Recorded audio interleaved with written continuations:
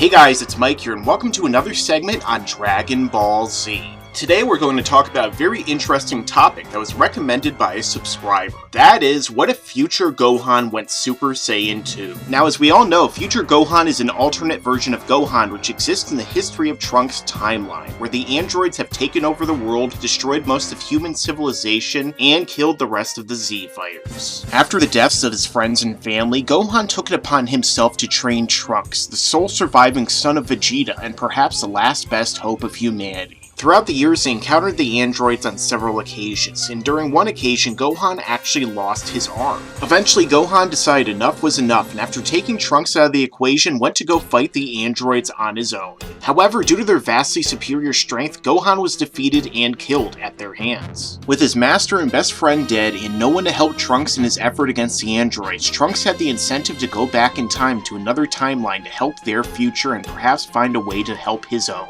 But what if Gohan went Super Saiyan 2 against the androids, much like he did against Cell in their fight? How would this affect the story and the events therein? Well, let's take a more detailed look at this and find out. Now, of course, there's two big factors to consider when factoring in this scenario. The first one would definitely have to be how powerful was future Gohan, and the second one would have to be how powerful were the androids in Trunks' timeline. Now, in the case of Gohan, it's always been a little bit peculiar how powerful he actually was during the history of Trunks' storyline. The reason for this is due to the fact that even though Gohan was in his 20s by the time of his death, he was vastly inferior compared to himself as a child in the main timeline. Not only this, but it was implied that Gohan is actually weaker than Goku was when he returned from Yardrat. So this would mean that despite 14 years of training to get back against the androids, Gohan was still weaker than his father before the 3 years of training in the main timeline. And while this is perhaps a plot hole or a sake of plot convenience, there is a possible other explanation. Not knowing that the androids were coming, it's unlikely that Gohan would have trained up until the point that his father died. So this would mean that he wouldn't have trained with Goku or Piccolo during those 3 years of preparation. So Gohan would have been much weaker during this point in the timeline. And with all of the other Z fighters killed by the androids, Gohan wouldn't have anyone to train with and thus would have to train on his own for years. And considering that Bulma's lab was destroyed along with all of her equipment, it's unlikely that he would have been able to train in higher gravity. Not to mention that with Goku, Piccolo, and Kami dead, anyone who knew about the hyperbolic time chamber is now gone, thus Gohan wouldn't have been able to use it either for training. So considering all these different factors, it might actually make sense that he was weaker than his father. Now, when talking about the powers of the androids, it's important to note that the manga and the anime portrayed them very differently.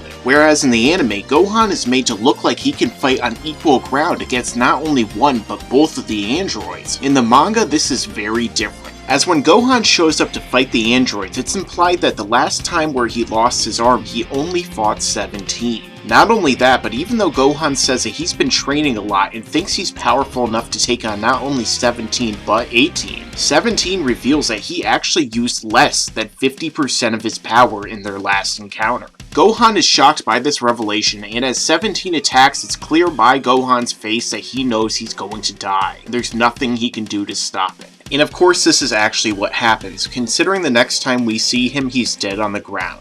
So this alone should tell us that 17 is at least twice as powerful as Gohan was, and 18 shouldn't be too far behind him. As a result of this, it becomes much easier to pinpoint exactly what would happen if future Gohan went Super Saiyan 2. The reason for this is because the Daizenshuu multipliers list the multiplication of Super Saiyan 2 as 2 times Super Saiyan. In other words, if Gohan were to go Super Saiyan 2, then his power would only become twice what it was as a Super Saiyan. And the problem with that is that we've already demonstrated that 17 was more powerful than Gohan when using less than 50% of his maximum power. So the problem with this is that even if Gohan went Super Saiyan 2, he would still be no match for 17, especially not if both androids teamed up against him. So in the end, even despite his further transformation, Gohan would still be defeated and killed just as he was in the original timeline. So there you have it. I believe I've demonstrated exactly what would happen if Gohan went Super Saiyan 2. In the end, the powers of the androids simply proved too great, and Gohan's powers simply would never be enough. Well, my name is Mike, and this has been another segment on Dragon Ball Z. Tell me your own thoughts in the comments section, what you thought of this video, and what other topics you would like me to talk about in the future. And if you have any other questions, don't forget to check out our Ask FM, which will be in the description. And don't forget to like, share, and subscribe. And as I always say, stick around, because there's a lot more to come in the future. And you better subscribe!